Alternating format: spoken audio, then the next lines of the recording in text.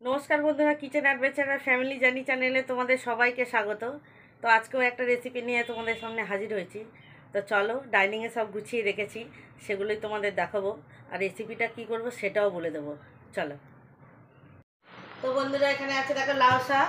আর এই দেখো ছোট্ট লাউ, যেটা আমি তোমাদের প্রথমে আমি বাপের বাড়ি যখন গেছিলাম তখন আমি তোমাদের সেই দেখিয়েছিলাম যে আমাদের ঘরের সামনে যে লাউ গাছটা, ওটারই এটা। আর মা এই লাউ শাকটাও আমাকে কেটে পাঠিয়েছে, দেখো না গরমে এনেছে। আর কর্তা গেছিলো আজকে।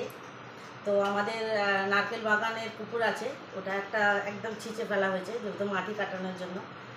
তো সেইখান থেকে এই মাছগুলো মা পাঠিয়েছে। তো এই ভোর রাত্রিরে ধরা হয়েছিল বলে এই মাছটা মরে গেছে বলে মা কেটে পাঠিয়েছে। এ দেখো মাছটার ডিমও হয়েছে। আর এটা আমাদের একদম ঘরের কাছে যে আম গাছটা দেখেছিলাম সেই আম। আর এই দেখো এই থোড়টাও দিয়েছে। আর এখানে আছে এই দেখো কই মাছ, এগুলো ধরা হয়েছে। তারা তোমাদের একটা হাতে তুলে দেখায়, আর তোমরা বুঝতে পারবে যে একটা কই মাছ কত বড়।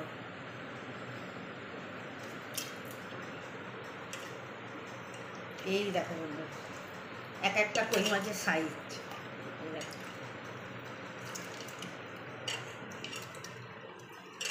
একদম জ্যান্ত, কিন্তু গরমে আনতে আনতে একদম কাইল হয়ে গেছে এরা গরমে।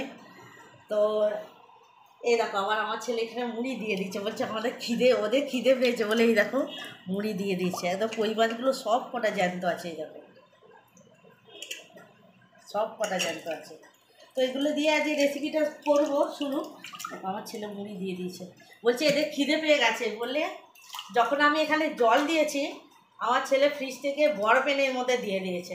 বলছে ওদের অত্যাধিক গরম হচ্ছে, তুমি দিয়ে দাও মা। আর আমাদের ট্যাঙ্কির জলটা সত্যি খুব গরম হয়ে গেছিলো।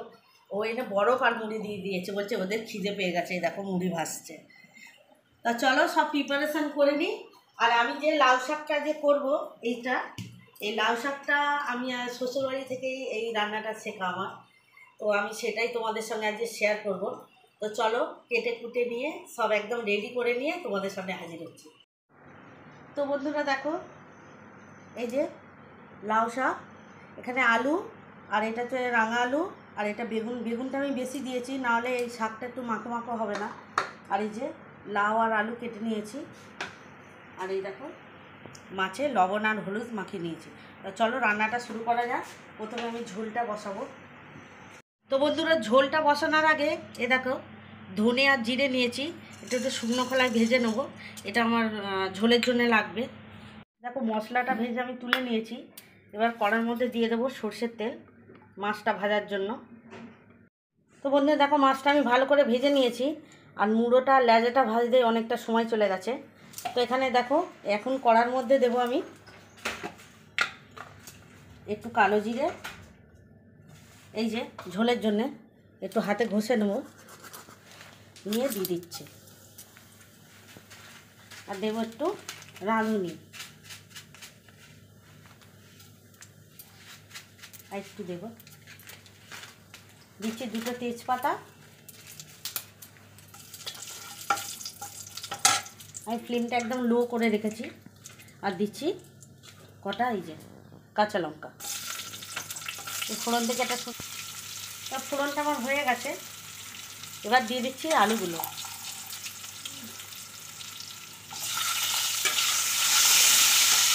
লাউটাও দিয়ে দিচ্ছি একই সঙ্গে।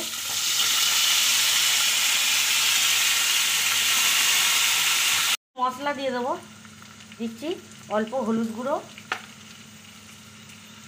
জিরে গুঁড়ো, আর দেবো একটু গোলমরিচ গুঁড়ো। আমি ধনে গুঁড়ো ইউজ করছি না, ভাজা ধনে গুঁড়োটা করেছি বলে ওই জন্য, কিন্তু জিরেটা আমি একটু দিয়েছি। তো এটা ভালো করে নেড়ে নেব।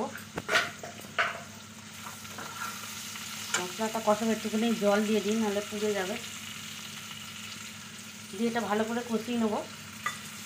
দেখো তরকারিটা আমার কষানো হয়ে এসছে লাউটা। এখন ওর মধ্যে দিয়ে দিচ্ছে একটু লবণ, যেহেতু আমি আগে ব্যবহার করিনি। একটু নেড়ে দিই, দিয়ে জল দিয়ে দেবো পরিমাণ মতোই দেবো, ঝোলের মতো। তার জলটা দিয়ে দিই।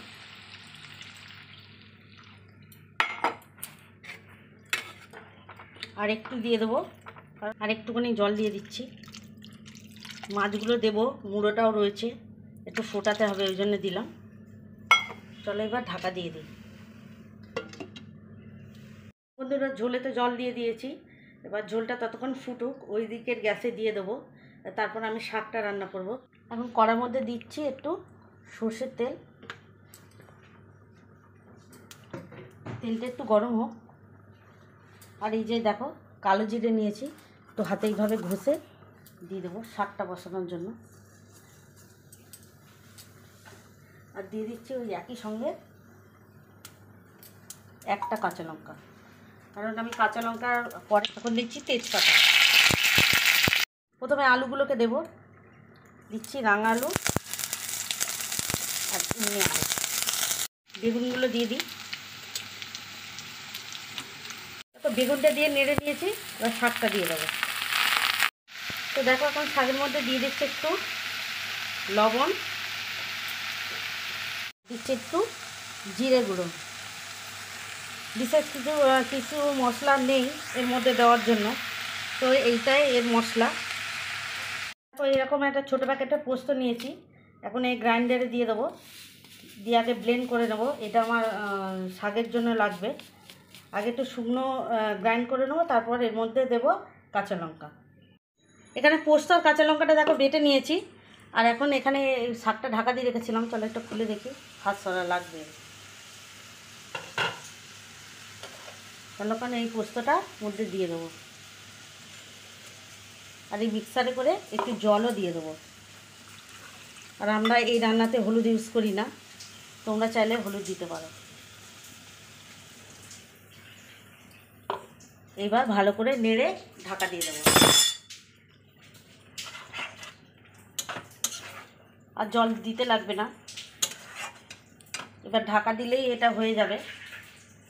এবার দেখি, চলো ঝোলটা দেখব। চলো ঢাকাটা খুলে দেখি একটু। ঢাকা দেওয়া ছিল বলে কতটা জল বেরিয়েছে। চলো এবার ওর মধ্যে দিয়ে দিচ্ছি এই যে একটু চিনি,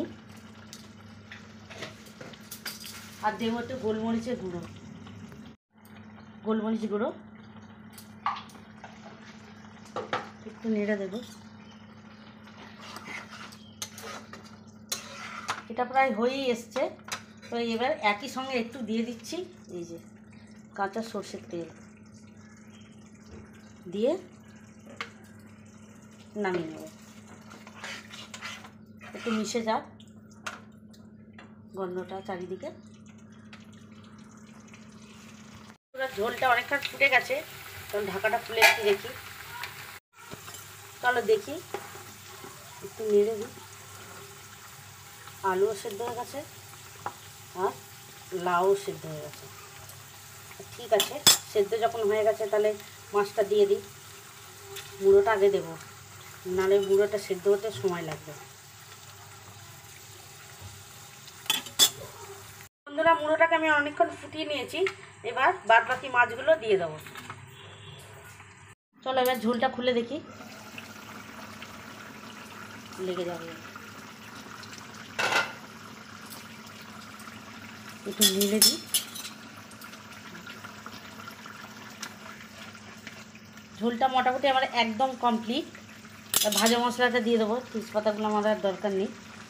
একটু ভাজা মশলা দিয়ে দিচ্ছি, এই যে ধনে আর জিরে। এটা আমি শুকনো লঙ্কা ইউজ করিনি, আমি কাঁচা লঙ্কা ঝালে ঝোলটা করব বলে। আর শুকনো লঙ্কা দিলে আরও ঝাল হয়ে যেত, ওই জন্য আর দিলাম না। এবার একটু ঢাকা দিয়ে দেবো।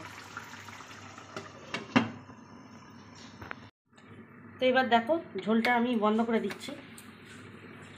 তো বন্ধুরা আমার দুটো রান্নাই কমপ্লিট। এই দেখো এখানে আছে লাউ দিয়ে মাছের ঝোল, আর এই যে লাউ শাকের চচ্চড়ি। আর গরমে আর এই ছাড়া ঝোল ছাড়া মুখে কিছুই আসছে না। তো আমার মতো করে একবার ট্রাই করে দেখো। আর আমার কর্তাও চলে এসছে। তো প্লিজ রান্নাগুলো যদি ভালো লেগে থাকে তাহলে লাইক, শেয়ার আর সাবস্ক্রাইব প্লিজ।